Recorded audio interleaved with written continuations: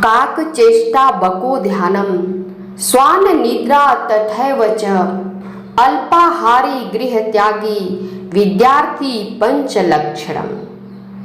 बच्चों, आपने चाणक्य जैसे महान नीतिज्ञ का नाम सुना ही होगा।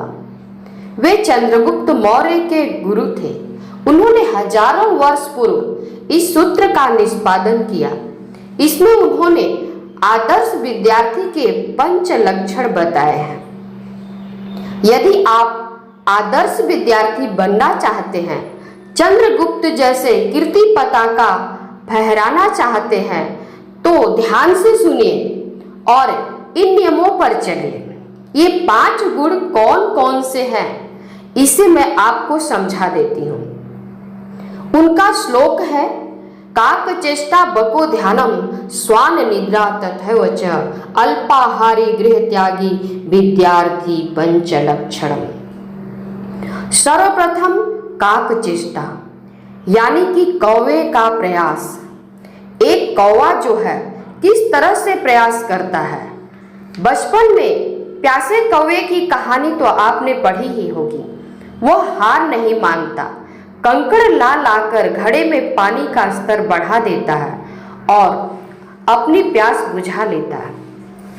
ठीक उसी तरह विद्यार्थी को भी अपने अभ्यास में प्रयासरत रहना चाहिए। करत करत अभ्यास ते जड़मति होत सुजान रसरी आवत जात ते सिल पर पड़त निशान। दूसरा है बको ध्यानम। आपने नदी तालाब के किनारे बगुले को देखा होगा। वह किस तरह से अपने आहार मछली पर ध्यान केंद्रित रखता है और जैसे ही मछली आती है तुरंत पकड़ लेता है। उसी तरह आपको अपने लक्ष्य पर ध्यान केंद्रित करना है। आपका लक्ष्य है शिक्षा प्राप्ति। अन्य बातों में न जाकर अपने गोल पर ही फोकस रखना चाहिए। तीसरा है स्वान निद्रा यानी कुत्ते की तरह नींद होनी चाहिए। आपने देखा होगा कि श्वान कभी भी सतर्क रहता है, झपकी लेता है और उसके पास से कोई भी आहट आते ही चौकन्ना हो जाता है, जाग जाता है। नींद पर उसका कंट्रोल होता है। ठीक उसी तरह विद्यार्थी को भी अपनी नींद का ध्यान रखना चाहिए। अत्यधिक सोते रहने से आलस आता है। 6-7 घंटे ही सोना चाहिए ताकि वह अपना अधिकांश वक्त अभ्यास कर सके। चौथा है अल्पाहारी अर्थात जरूरत से ज़्यादा भोजन नहीं लेना चाहिए। भोजन पर विशेष ध्यान देना है। हेल्दी फूड ही लेना है।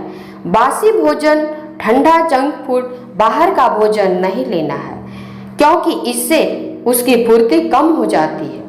असमय बीमार भी हो सकता है। 5वां है गृह त्यागी, घर से दूर रहना।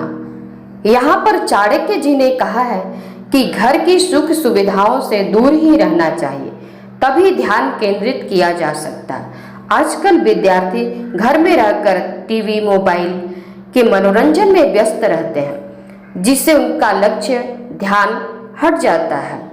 इसलिए इन साधनों का दुरुपयोग न करके सदुपयोग करें और एकांत में ही विद्या अध्ययन करें।